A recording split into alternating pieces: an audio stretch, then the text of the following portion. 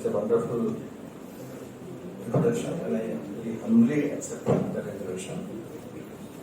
और जैसा अभी आपके एचओडी ने कहा कि ये विशेष समय चल रहा है और उनमें से आज का दिन बहुत विशेष है क्योंकि आज मेरे लिए एक त्योहार होता है नौ के वो है दुर्गा पूजा और उसका है आज षष्ठी जिसमें मेरा बहुत सारा अनुष्ठान होता है। लेकिन जब मैडम ने मुझे कहा कि आपको 20 तारीख पे करना है तो मैंने कहा अनुष्ठान तो रोज होते रहते हैं, ऐसे अवसर कहाँ मिलते हैं जब हम यहाँ के बाप से बात करें।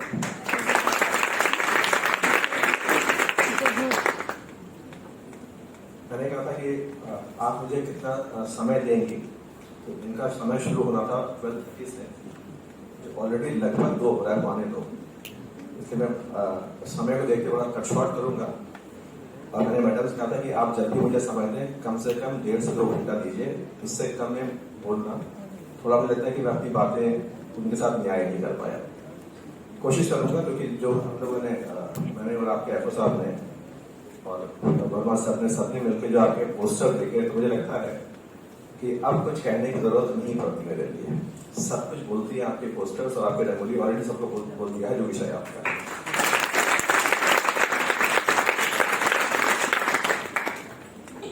ये बहुत ही अच्छा प्रयास है और हम हमेशा कहते हैं कि स्टूडेंट्स को एक्स्ट्रा करिकुलर एक्टिविटीज के लिए बहुत मोटिवेट करना चाहिए। और मुझे एक कमी लगी केवल आज, इससे 4 क्यों है, यहाँ पे 40 होने चाहिए रंगोलियां, तब लगता है कि हाँ सबकी भागीदारी है। लेकिन चूंकि आज प्रथम दिवस है इस कार्यक्रम का, मुझे लगता है कि अगली बार जब मैडम करेंगी तो सब लोग भाग लीजिए और ये आपके व्यक्तित्व को दिखाने में बहुत काम आता है। ये सर्टिफिकेट जिनको मिला है वो सर्टिफिकेट छोटे नहीं है। आप जब किसी इंटरव्यू में जाएंगे आगे से पीछे दिखाएंगे कि मुझे यूनिवर्सिटी सर्टिफिकेट मिला है, दैट कैरीज वेट। तो try to participate in such events which shape up your personality also in addition to what you study in your classes. विषय है आपके सामने gender equality and gender sensitisation.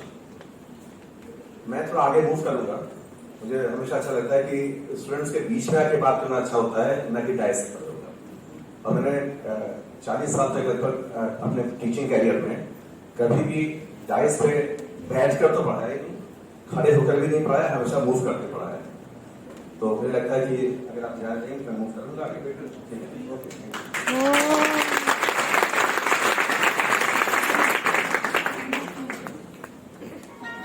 Hello, क्योंकि उन्होंने question बताया कि मैंने 25 साल नौसेना के साथ गुजारे हैं और फौजी कभी बैठता नहीं है, तो हमेशा मूव में रहता है, हमें एक्शन रहता है, लगता है कि हाँ ये आपका वक्तव्य कर दीजिए। तो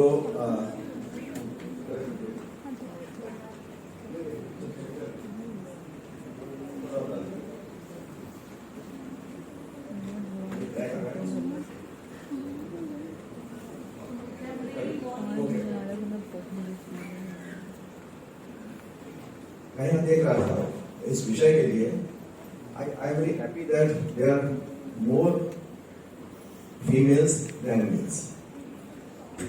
हालांकि वहां पे उल्टा है, मैं इसीलिए यहाँ पे मैं वहां नहीं रहना चाहता जहाँ पे मेल ज्यादा, क्योंकि जब मेल ज्यादा होते हैं तो कहते हैं कि वी मेन आर एम्पावर्ड, तो बड़े ये दम होता है कि हम तो ऑलरेडी एम्पावर्ड है और एम्पावर्ड जरूरत इसको होगी विमेन की। वही मेरा पहला स्लाइड है, ये फर्क है। मेन मेंटेलिटी क्या है, ऊपर लिखा हुआ है वी मेन एम्पावर्ड। होना क्या चाहिए, ईच फॉर इक्वल, दैट अगर आप वी को ई को हटा के वो करते हैं तो that becomes women empowered. And there is a ladder, ये लैडर है उसमें से ईच और इक्वल रखा है, वो सीढ़ी। तो मुझे बताएगा कि सीढ़ी का काम क्या होता है, लैडर का? गलत। सीढ़ी का काम ऊपर चढ़ना होता है, नीचे उतरना भी होता है। आप मेन को नीचे उतारिए, बुढ़े ऊपर चढ़ाई तभी पलटी होगी, खाली चढ़ना नहीं होता। That my perception about this environment. तो आपने भी केवल एक पक्षी देखा, केवल ऊपर चढ़ने को देखा, उनको उतारेंगे तो बराबरी होगी।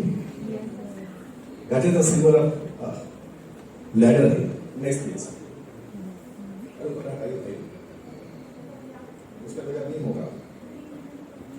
दिलाई नहीं पड़ पाएंगे तो देखिए आज के समाज में इंपॉर्टेंट जरूरत क्या है। मैंने स्टार्ट किया है एक बहुत अच्छी सी एक कविता के साथ, बहुत परिचित नाम है तस्लीमा नसरीन। गौर से पढ़िएगा तो पूरा इश्यू समझ में आ जाएगा।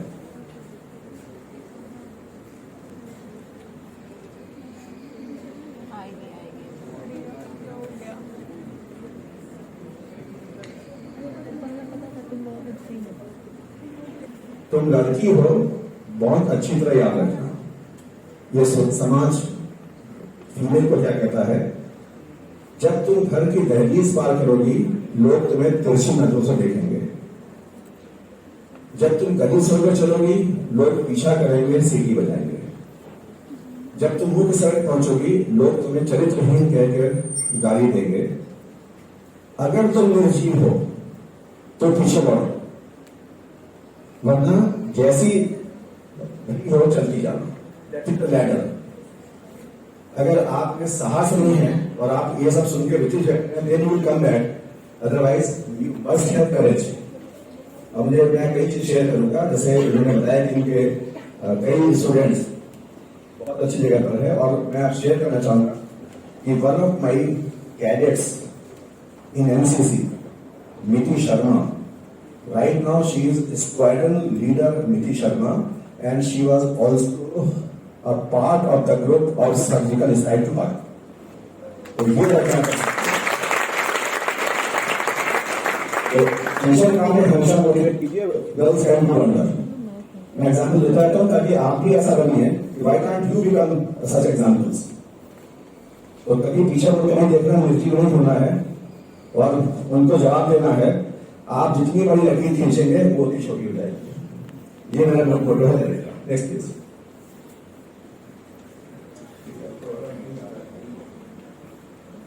इशू क्या है लोगों के लिए? इशू है गर्ल्स मिसिंग एट बर्थ। ये इंडिया का सर्वे है, चाइना का भी सर्वे है और अफ्रीकन कंट्रीज का सर्वे है। उस सर्वे की रिपोर्ट में एक लाइन है कि मेल मेंटेलिटी क्या है? मेंटेलिटी है the first born must be male. पहला शिशु मेल होना चाहिए, after that it is all the same. उसका बदलता नहीं है। दैट इज जो आपके पोस्टर में लिखा था कि मेल और फीमेल का जो डिसबैलेंस है वो मैंने वहां पे दिखाया है कि the number of male child out numbering female child, जबकि ये जो है सेक्स प्रेफरेंस में सन प्रेफरेंस है। हम लोग कहते हैं हमेशा सन प्रेफर करते हैं, लेकिन नहीं, केवल सन प्रेफर नहीं करते, आप डॉटर एवर्जन भी करते हैं, आप डॉटर को प्रेफर नहीं करते हैं। और ये कहना कि बेटे की चाह है, इतना बेटी की चाह नहीं है, वो नेगेटिव है। तो दोनों पक्ष में रखना चाहिए सब सामने, ये हमारी मानसिकता है। और अगर आप ये देखेंगे कि जो normal sex ratio at birth है, नॉर्मल ये world wide that is little masculine, यानी 105 मेल्स पर 100 फीमेल्स। जो natural birth rate at sex होता है, अगर उसका हम लोग आर्टिफिशियली हिंड्रेंस नहीं करें तो बात कर रहा हूं, दैट इज 105। कोई बात है कि क्यों ज्यादा है ये? Why it is not 100 to 100 natural? Why 105 boys to 100 girls?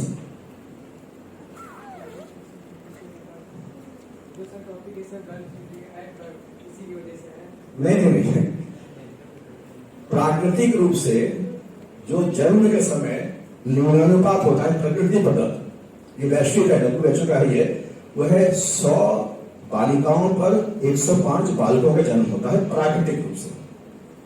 ऐसा क्यों? फॉर गर्ल्स ये समझिएगा, जिनकी मृत्यु की संभावना ज्यादा होती है प्रकृति उन्हें ज्यादा पैदा करता है। समझ लीजिए, women live longer than men, average gap is 5 years, तो women are stronger than men। ये आपको समझिए, इसलिए निर्जीव हम बनिएगा, वही मैंने रखा है।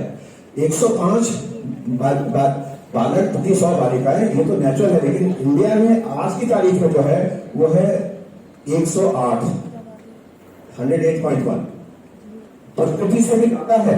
इसका मतलब बिकॉज ऑफ कन्या भ्रूण हत्या।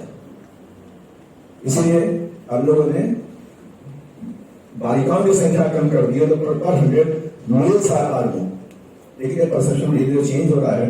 अभी कुछ वर्ष पहले वो 111 था, ये लेटेस्ट डेटा है कि 108.1 पे आ गया है। Still it is a huge gap of more than 3 पर 100, जो 1000 का करोड़ में संख्या जाती है। नीचे में लिखा था कितनी डेथ हुई। अब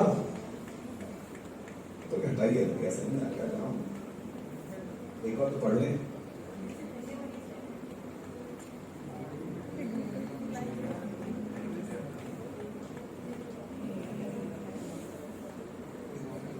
ये एंशिएंट चाइनीज पोएट्री मैंने कोट किया है। नहीं, उनको देखने के लिए I don't get from them, let me see. Ancient Chinese एक फोक सॉन्ग है 1700 बीसी का। सोचिए वहां भी क्या है, when a son is born let him sleep on the bed. अगर बेटे का जन्म होता है उसको बिस्तर पर सोने दीजिए। Clothe him with fine clothes, उसको बहुत अच्छे कपड़ों में कपड़े पहनाइए। And give him jet to play, और उसको अच्छे रंग बिरंगे खूबसूरत खिलौने दीजिए खेलने के लिए अगर बेटे का जन्म होता है। इसका ठीक रिवर्स है, when A daughter is born let her sleep on the ground, उसको जमीन में सोने दीजिए। रैप हर कॉमन रैपिंग, उसको सामान्य चित्रों में लपटा दीजिए। प्ले, उसको टूटे फूटी चीज दीजिए, उससे खेले। यानी जो पहला साइड था इसके पहले डिस्क्रिमिनेशन बिफोर बर्थ, अब है डिस्क्रिमिनेशन आफ्टर बर्थ। जन्म के पहले भी विभेद अनइक्वल और जन्म के बाद भी वही हाल। और हम भारत की बात कर रहे हैं, लेकिन चाइना में किस तरह की बात कर रहे हैं, तो लगभग एक ऐसी संस्कृति का जो एशिया के हैं, दोनों सबसे बड़े देश हैं जनसंख्या में, लेकिन मानसिकता में बदलाव वहां भी नहीं है और ये बदलाव यहां पर है। इसी को बदलना ही पड़ेगा। Next please. और यूनेस्को कहता है कि जितना भी आप डिस्क्रिमिनेशन करेंगे जेंडर पे, एक तरह से आपने ह्यूमन राइट, मानवाधिकार का उल्लंघन कर रहे हैं। ये केवल हम डिस्क्रिमिनेशन नहीं कर रहे हैं, it's directly goes to attack on basic human rights. लैंगिक समानता का होना आधारभूत मानवाधिकार को बढ़ाना भी है। ये केवल एक सामाजिक इशू नहीं है, ये भौगोलिक और अंतर्राष्ट्रीय और राजनीतिक इशू भी है। लेकिन भारत की स्थिति के बारे में एक बहुत ही गंभीर टिप्पणी आई है, that is UN department of economic and social affairs. उन्होंने लिखा है कि हेडिंग है उनका, India deadliest place in world for culture. UN ने कहा कि एक बेटी के लिए, बालिका के लिए भारत विश्व का सबसे खतरनाक स्थान है, और इसके लिए दोषी हम लोग हैं। ये वर्ल्ड की नजरों में हमारी स्थिति आ रही है। अब मैंने उसके आगे कुछ डेटा भी दिया है। ऊपर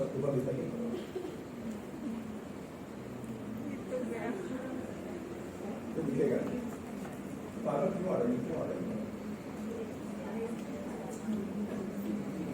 एनीवे, मैंने इसमें डेटा दिया है कि नोबेल प्राइज विनर्स, अब ये भी घोषणा हुई थी नोबेल प्राइज की, उसमें 1901 से लेकर 2023 तक 1000 इंडिविजुअल्स नोबेल प्राइज मिले एक क्षेत्र में। Only 64 women individuals. परसेंटेज देखेंगे तो 0.64%, यानी टॉप लेवल पे भी यहाँ पे डिस्क्रिप्शन दिखाई देता है। इस साल अर्थशास्त्र में किसको नोबेल प्राइज मिला और किस लिए मिला, इस साल बिल्कुल है। हाँ, इस देखिए कितना इंपॉर्टेंट विषय है लैंगिक विषमता, उस विषय को लेकर किया गया कार्य नोबेल प्राइज प्राप्त होता है। आप विषय का मतलब समझ सकते हैं, वर्ल्ड बिगेस्ट प्राइज है। अच्छा, आज तक कितनी फीमेल इकोनॉमिस्ट को नोबेल प्राइज मिला? शी द फर्स्ट, पहला 2009 में ऑस्टॉन को मिला कॉमन रिसोर्सेस में, फिर 2019 में डब्ल्यू को मिला, पॉवर्टी में मिला, अभिजीत बनर्जी इस बार थर्ड मिला। तो 3 महिला अर्थशास्त्री उनको मिला आज तक। Next please. इस बात का आपको मालूम ही है कि इनकी किताब जो गॉर्डन की महत्वपूर्ण किताब है वो है द जेंडर गैप। इसी विषय पर उन्होंने पूरा काम किया है और इसको अनेक हिस्सों में बांटा है। विशेषकर उनका योगदान जो श्रम बाजार में महिलाओं और पुरुषों की भागीदारी की बात है उस पर विचार मिला है। वो कहते हैं कि जो महिलाओं को जो मिलना पड़ता है उसको उन्होंने शब्द लिखा है मदरहुड पेनल्टी, मातृत्व का जुर्माना है वो। एक फीमेल के लिए मेरे ख्याल से जीवन में सबसे बड़ी उपलब्धता मां का सुख है। किसी अगले जीवन को लाना इससे बड़ा और क्या हो सकता है जिसकी वजह से हम सब यहां पर आए। लेकिन अगर उसको हम लोग एक कर्ज के रूप में देखें और उसमें बहुत सारे जुर्माना लाभ हैं वो बहुत दुख। और उन्होंने इसी शब्द को यूज किया है। पहला she is the word motherhood penalty. अगर आप इनका ये किताब अगर पढ़ें इस विषय पर बहुत जानकारी मिल जाएगी, इसीलिए इस पुस्तक का यह नाम। Next please. Anyway I hope we understand. 1970 में ऑकले ने दो शब्दों में अंतर किया था, सेक्स एंड जेंडर। जानते होंगे दोनों में अंतर क्या है। सेक्स बायोलॉजिकल है, जेंडर सोशल है। फीमेल और मेल ये फिक्स है, बट मैस्कुलिनिटी एंड फेमिनिटी जो समाज स्थापित कर देता है वो जेंडर हो जाता है। और ये बायसनेस हमेशा रहता है। मेरे ख्याल से आप सभी लोग आजकल कितने लोग देख रहे होंगे, लेकिन I keep on watching world cup cricket. कुछ समय पहले तक शब्द था batsman. No word called bats of women नहीं था। It was gender biased batsman. फिर हम लोगों ने उसको किया batter, which includes male female both.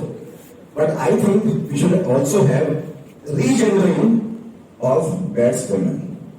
If batsman is male oriented, batter is neutral, batswoman is regendering in favor of women. ये होना चाहिए, लेकिन आज तक हुआ नहीं। वो मेरा अपना मानना है। Next please. ना ऊपर आएगा। Anyway, there are I say कि 3 C's हैं। There are 3 C's, whether they are for girls or for women. Indian condition बात कर रहा हूँ। 3 C के सेंटेंस है जो women और girls दोनों को रिप्रेजेंट करते हैं। women के लिए कुकिंग, क्लीनिंग एंड केयरिंग। उनको ये सौंप दिया कि ये आपका काम है, ये मेन का काम नहीं है, ये हमारी मानसिकता है। मेरे ख्याल से हम सबसे गुजरे हैं, सुनते भी होंगे। लड़के कहते हैं कि खाना बनाओ तो बाकी काम खाना बनाना सीखो, वरना आगे विवाह होगा तो क्या करोगे। Means cooking is her responsibility, then cleaning is her responsibility, and also caring of children and family her responsibility, not of male. ये 3 एक महिला के जीवन में है, और जो 3 C बालिका के जीवन में है वो कहीं और अधिक है। सामने लिखा है चाइल्ड मैरिज, बाल विवाह। हम सभी जानते हैं कि भारत में एज एट मैरिज एक्ट के हिसाब से बालिका की विवाह की आयु न्यूनतम लीगल 18 ईयर्स है, लेकिन बड़ी संख्या में उससे कम एज विवाह होते हैं। अगर मैं आपको बताऊं, उत्तर प्रदेश सरकार की आप जनसंख्या नीति देखिएगा, उसमें यूपी गवर्नमेंट ने लिखा है कि उत्तर प्रदेश में बालिकाओं की विवाह की औसत आयु 16.2 ईयर्स। 16.2 ईयर्स कैसे संभव हो सकते हैं? यानी all marriages, both marriages are not legally as per the act is concern.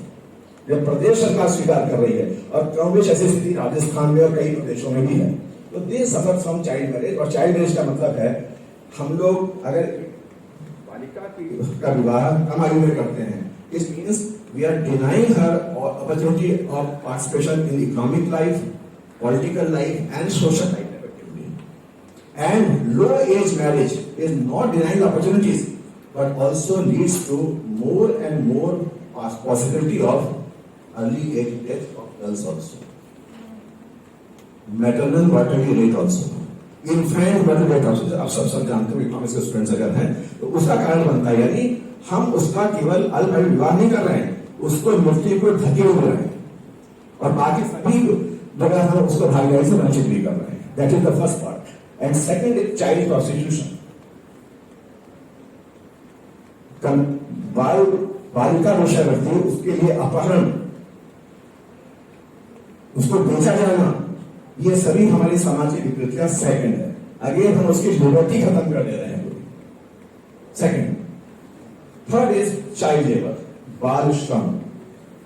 हम बच्चियों को कम आयु में ही हाउस होल्ड जॉब में ढकेल दे रहे हैं और अन्य कामों में ढकेल दे रहे हैं. यानी हम उसको शिक्षा से वंचित कर रहे हैं, स्वास्थ्य से वंचित कर रहे हैं, चिंतन से वंचित कर रहे हैं और अपनी सारी संभावनाओं को परिमित करने से वंचित कर रहे हैं.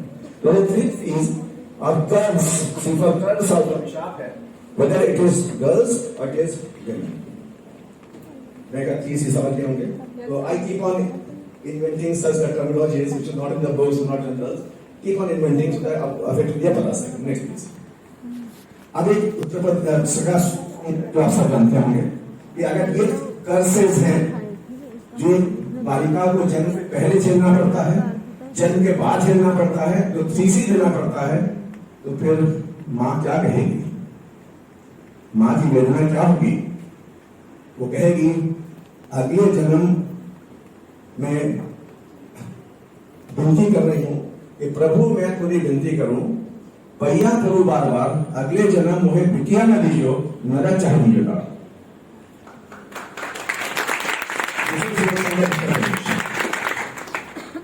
एक मां की व्यथा क्या है? जो कह रही कि हे प्रभु हम तुम्हारे पांव पड़ते हैं, विनती करते हैं कि अगले जन्म में भले अपने नरक में डाल देना, जो बेटी मत दे. ये उत्तर प्रदेश जो मैंने आपको दिया है उनको सभी हम सबसे गुजर रहे हैं. क्या व्यथा होती है? मैं लगता है कि आप सब बहुत भाग्यवान हैं, स्पेशली गर्ल्स, जो आज यूनिवर्सिटी में आकर शिक्षा ग्रहण कर पा रहे हैं. ये अवसर बहुत कम लोगों को मिलता है. इसलिए जितना अवसर मिला पदार उठाइए. और मैंने आपको अपने पेरेंट स्टूडेंट निधि शर्मा का मौका दिया. आप भी देश का नाम रोशन करेंगे, हम भी फाइटर प्लेन उड़ाएंगे, वैसा बन सकते हैं. एवरीथिंग इज पॉसिबल, जो भी हो सकता है. Next please. ये मैंने कुछ यहाँ पर डेटा के लिए कुछ इंडेक्स यूज किए हैं. मेरे ख्याल जो भारी हो गया, मैं रेफर कर दे रहा हूँ ताकि आपको मौका मिला पढ़ लीजिएगा कि भारत की स्थिति वर्ल्ड के अनेक सूचकांकों में जिनका मिशन जेंडर से क्या है. Just skipping gender inequality index UNDP publish करता है, लेटेस्ट है. 168 देशों में भारत की स्थिति 122 है. निंदनीय, शर्मनाक है. और इसका रिजल्ट ये है. जेंडर डेवलपमेंट इंडेक्स, जिसमें हम लोग ग्रुप बनाते हैं 1 2 3 4 5 ग्रुपों का रैंक नहीं होता. ग्रुप 1 में बहुत कम जेंडर गैप, जितना चाहिए उतना ज्यादा हो जाएगा. हम बॉटम ग्रुप में नंबर 5 में नहीं, सबसे अधिक जेंडर इनइक्वालिटी हमारे देश में. Again United Nations. Next please. Gender gap index 146 देशों में हमारा स्थान 127वां है. और जेंडर इक्वलिटी जो इस समय है उसको भरने में खुद ही नेशन कहता है 131 वर्ष तक जाएंगे उसको इक्वल बनाने में. This is the result. और जो gap between main and women है, ये पूरे वर्ल्ड के लिए 172 ट्रिलियन के गैप के बराबर का गैप है. 172 ट्रिलियन डॉलर का गैप है. अगर ये गैप ना होता तो वर्ल्ड और रिचर हो. हम लोग आज भी इंफॉर्मेशन पढ़ते होंगे, आज भी हाउसवाइफ के कंट्रीब्यूशन को जीडीपी में शामिल नहीं करते, लेकिन सबसे अधिक कंट्रीब्यूशन उन्हीं का है. कभी मैं बात कर पाऊंगा, देखो मैं आगे बात कर दूंगा. Next please. और ये जो जेंडर गैप रिपोर्ट है, इसमें इकोनॉमिक, एजुकेशन, हेल्थ और पॉलिटिकल 4 हिस्सों में बात की. और चारों में देखिए 127 रैंक है, 142 इकोनॉमिक, एजुकेशन बहुत अच्छा क्या है 20, लेकिन हेल्थ में 142, पॉलिटिकल हमारा 59 out of 10 countries. So we are still lagging in almost all dimensions of gender equality. Next please. ऐसे ही एक इंडेक्स है social institutions and gender index. उसमें भी out of 120 country world wide number 80. बहुत समीकरण सबका ये कि सिर्फ बेसिक चीजें क्या कवर कर रहे हैं, but I think I not going detail of that, but each will take much time to discuss. Next please. और gender parity index value of India is 1.02, यानी एजुकेशन है यहाँ पे प्राइमरी एंड सेकेंडरी एजुकेशन, ये index बताता है कि अगर आप 1 के बराबर है वैल्यू तो इक्वल है, 1 से नीचे है इसका मतलब अगेंस्ट फीमेल, और 1 से ऊपर है it means in favour of female. इसमें इंप्रूवमेंट हमारा लेटेस्ट है कि हमारा जो इंडेक्स है एक ज्यादा है, यानी female education at lower level is getting more and more important. मुझे अच्छा लगता है देखते हुए जब रिजल्ट निकलता है CBSE ICSE, toppers all girls, favour more boys and then girls, success rate more of girls less of boys, उसका रिजल्ट है कि तो 1.02 in favour of females. Next ऐसे जेम है gender equality measure, again UN का है जिसमें हिस्सा लेते हैं हम लोग। छोड़िए उसको, आगे चलिए, इसको नहीं करना है ना। जो विमेन इंपॉर्टेंट की बात है, इसको वर्ल्ड में हमने साइंस का बड़े मेजर हमने कॉन्फ्रेंस की यूएन ने, starting 75 at Mexico, then 80 Copenhagen, 85 Nairobi, 95 Beijing. Beijing platform सबने आपने जरूर पढ़ा होगा, जरूर पढ़ेगा, 95 लास्ट था, और उसको हम लोग हर 5 साल में रिवाइज करते हैं इसमें और क्या जोड़ना है। इसमें बहुत से डायमेंशन दिए हैं कि आखिर इंपॉर्टेंट क्यों कम है और उसे करने के लिए क्या करना चाहिए। World conference organised by the United Nation on the issue of gender empowerment on. हम लोगों ने एमडी की एसडीजी गोल सब जानते होंगे, सन 2000 का मिलेनियम डेवलपमेंट गोल, फिर उसके बाद 15 साल के बाद एसडीजी। तो एमडीजी में हम लोगों ने जो गोल रखा था 3, 4, 5, उसमें सारा गोल ही था promote gender equality empowerment, reduce child mortality and improve maternity health. अब तो 15, फिर आ गया एसडीजी। एसडीजी जो आज है, नेक्स्ट प्लीज। एसडीजी का गोल 5 है जेंडर इक्वलिटी, चर्चा भी किसी ने की और अभी यहाँ पे बात कर रहे थे हम लोग। तो ये जो 5 है, जैसे मैंने इसको 5 सिंबल में किया है, जहां पर अगर पुरुष 5 लेके खड़े हुए हैं तो महिलाएं जो हमारे द्वार में प्रवेश कर रहे हैं। I hope you understand SDG 5 out of 17 goals. और उसके जो मीनिंग्स हैं everybody knows that. Next please. Next उसमें जो गोल है उसके टारगेट्स कई हैं, और ये सारे टारगेट डिस्क्रिमिनेशन को लेकर, वायलेंस को लेकर, हार्मफुल प्रैक्टिसेस को लेकर, वो सारे हिस्से जो कवर करते हैं कि हम कैसे जेंडर एम्पावरमेंट को बढ़ा सकते हैं, जेंडर इक्वलिटी इंश्योर कर सकते हैं। तो अभी भी लगभग 7 साल का टाइम बचा हुआ 2030 तक का, and how we can do that is a big issue for us. Next please. And same उसी इसके आगे है कि बहुत सारे अन्य पॉइंट हम जोड़ रहे हैं which I will not be able to discuss in detail. Next please. Anyway, these are some very interesting data that shows that discrimination between male and female, कि महिलाओं की स्थिति क्या है। अगर पुरुष $1 कमा रहे हैं उनको वेतन मिल रहा है, महिलाओं को 77 सेंट मिल रहा है, यानी गैप ऑफ मोर देन 20% का। अभी हाल में एक बड़ी इंटरेस्टिंग न्यूज छपी थी अखबार में लास्ट वीक। मैं हर तरह की न्यूज देखता रहता हूँ, उसमें रजनीकांत बहुत बड़े सुपरस्टार से जानते होंगे, उनकी एक फिल्म अनाउंस हुई है अभी, फॉरएवर 170। उसमें अमिताभ बच्चन भी काम कर रहे हैं 20 दिन के लिए, 20 दिन शूटिंग कर रहे हैं, और जो हीरोइन है उसका शूटिंग का ड्यूरेशन है 65 डेज। उसकी हीरोइन ने कमेंट किया, हिंदू में छपा था बॉक्स में, उसने कहा था कि अमिताभ बच्चन से 20 दिन काम करेंगे और मैं 65 दिन, मोर देन 3 टाइम्स, लेकिन अमिताभ बच्चन का जो पेमेंट है वो मुझसे 15 गुना ज्यादा है, 15 गुना ज्यादा है। That is this years model also. इस लेवल पर भी discrimination. Work time only 20 days, payment 15 time more than what the main lead actress is getting. तो ये डिस्क्रिमिनेशन हमारे यहाँ, तो वही इसके बात है वर्ल्ड का भी है। Next please.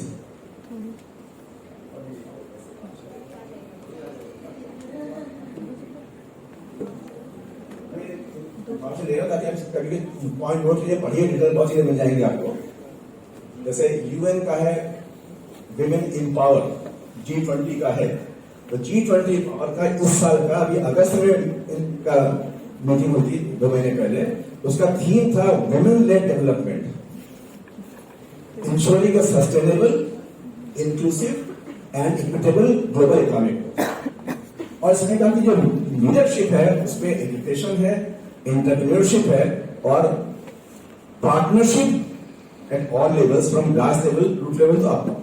ये रिसेंट है G20 का G20 Empower. This meeting is only for the women empowerment, no other issue.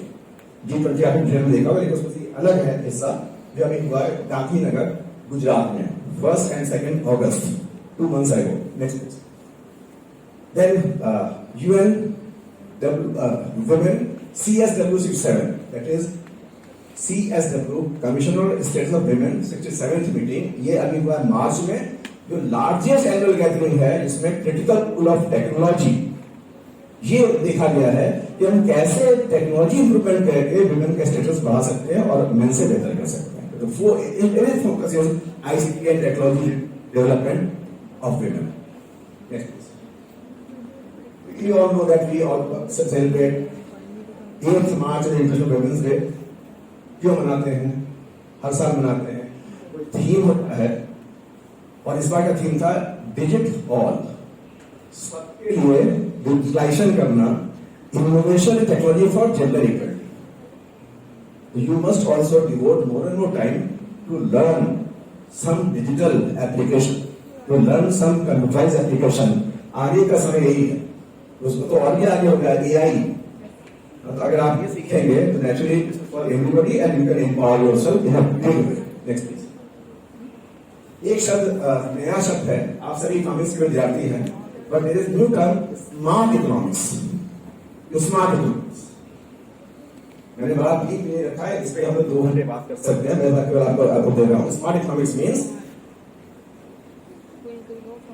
जब हमारा जो बीजिंग में होता था, बीजिंग कॉन्फ्रेंस हुआ था 1995 में, तो उसमें कहा था world for women action for equality development peace. उसमें ये शब्द यूज किया पहली बार स्मार्ट इकोनॉमिक्स, यानी women economic empowerment. That is smart economics. More and more role of women in economic activities, decision making, entrepreneurship, in all activities women empowerment means smart economics. और ये data आ रहा है कि अगर हम स्मार्ट इकोनॉमिक्स इंडिया में बना पाए तो it will contribute 1.8% additional GDP to our entire GDP of the nation. अगर आज हम 6.2% की बात करें GDP ग्रोथ रेट की, तो प्लस 1.8 कितना हुआ? 6.2 plus 1.8 7.8. 8%. 8% means more than double of so-called Hindu growth rate, 3.5%. That is the empowerment of women. We must work towards smart economics to create more and more opportunities and participation of women in economic activities in all walks of life. That is the essence of this. World Bank ने define किया इसको. Smart economics is an approach defining gender equality as an integral part of economic development. And it aims to spur development through inventing more efficiently women and girls. और smart economics तब होगा जब investment ज्यादा girls और women में हो, और जब हम उन 3 C's को हटाएं जो 3 C चर्चा हमने की थी. तो to promote girls, to promote women is the essence, and investment in women and their development is the root of smart economics. देखा से बहुत से यहाँ पर मेल बैठे हुए, हम लगता है कि आप लोग स्मार्ट नहीं होंगे क्या? ऐसा नहीं है. You are also smart, but they are becoming smarter. That is smart economics. Next please. Now I don't think I should give detail what is the meaning of gender equality. It is equality in economic, social, political areas, multi dimensional, all walks of life. उसको लेके हम लोग smart equality की बात करते हैं. Next.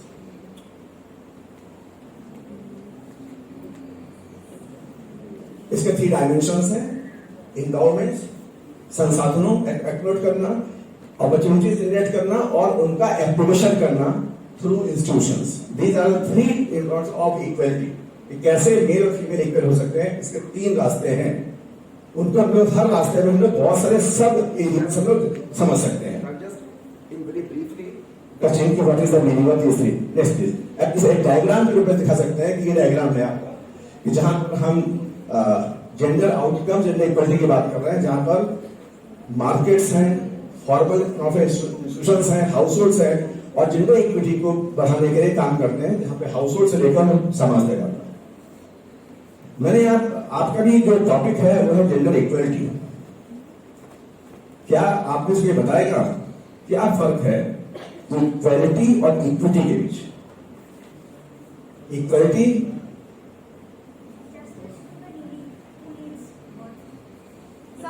Difference between the two terms, equality समानता, equity समता। So equality means giving all the same opportunity, and equity means given the opportunity who needed the. चलिए मैं आपको और बेहतर बता दूं। Equality means between two groups, inter group, अंतर समूह। अगर गैप है रिड्यूस कर रहे हैं equality. Equity means with in the group, intra group, intra group, एक ही समूह के भीतर। अमर सेन का पूरा काम इक्विटी पर, इक्वलिटी पर नहीं है। उनकी किताब पढ़िएगा पॉवर्टी एंड फेमिन, जब मैंने पॉवर्टी नजर लिखा है तो लिखा है कि हमें देखना चाहिए, ये नहीं देखना चाहिए कि गरीब और अमीर के बीच में क्या अंतर है, उनकी विषमता है कि क्या है। उन्होंने कहा कि ये देखना चाहिए कि गरीबों के मध्य विषमता क्या है। Gini coefficient of income distribution among poor, poor poorest. जब आप इस पर focus, that is the issue of equity. जब पुअर और नॉन पुअर का दैट इज इक्विटी, तो बिटवीन और within, inter group, intra group, अंतर समूह, अंतः समूह। I think it is now simple, very briefly. तो जब आप ये लिखते हैं, if you are aspiring for civil services, अगर आप ये सेंटेंस लिखेंगे, your answer will be much different from thousands of students. और मैं यही सिखाता हूं जीवन में, and I am very proud to say thousands of students IAS. मैंने बताया था कि अभी लास्ट ईयर मेरा एक रिसर्च स्कॉलर पीएचडी के अनुसार रिटायर्ड हुआ लखनऊ से as a post of additional director general police, ADG. यहाँ आया हुआ हूँ, वरना मेरा अपहरण कर लेता कि बोलना नहीं। सर आप आए तो कैसे सोचा कि आप मेरे साथ भी रहेंगे, छोड़िए उसको। ADG and lot of students in defence services, IAS, PCS, education बहुत सारा। That makes a difference. Try to write your answer differently. Batsman सभी हैं, बैटर सभी हैं, but why do you remember Virat Kohli, Sachin Tendulkar, बाकी नाम याद रहेगा।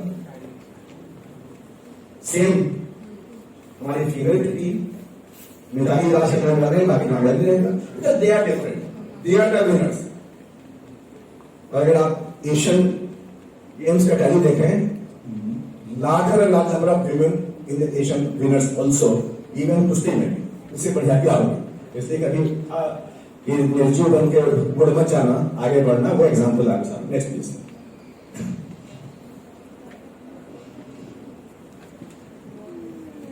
What is to be done? Gender gaps reduce करना कैसे करेंगे, छोड़ दिया, आगे बढ़ते हैं। बहुत चलिए आगे असली चीज पे आता हूँ।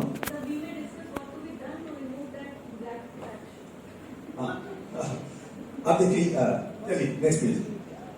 आप सब ने लिखा था, यहां पे देखा मैंने, बेटी बचाओ बेटी पढ़ाओ, कई पोस्टर लिखा कि नहीं? सब लोग जानते हैं क्या है? कब अनाउंस किया गया? 2015।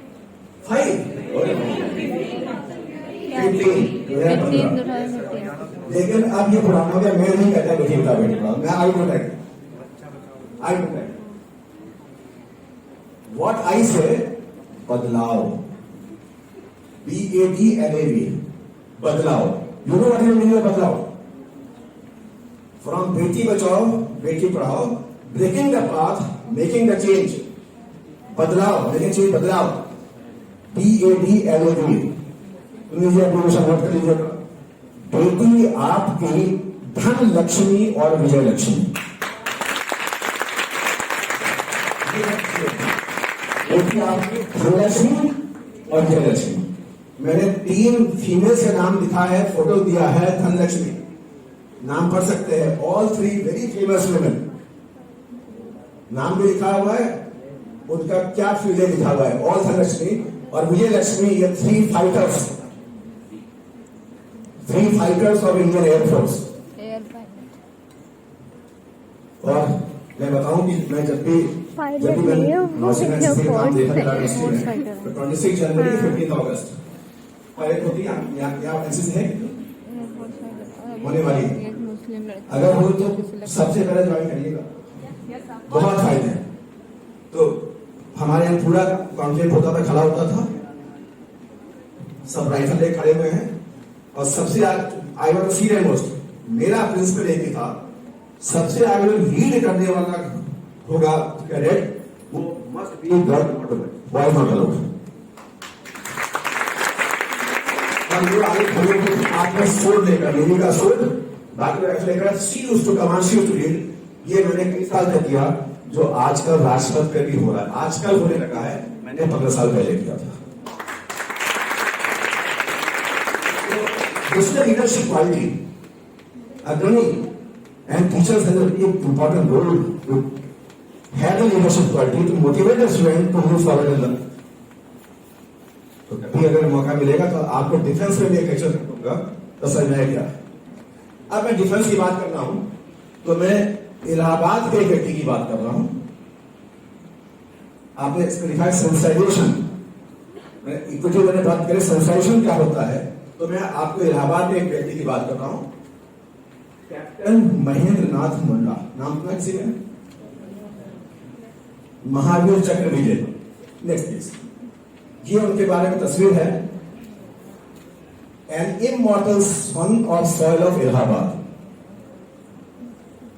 एक इलाहाबाद की धरती का एक अमर बेटा।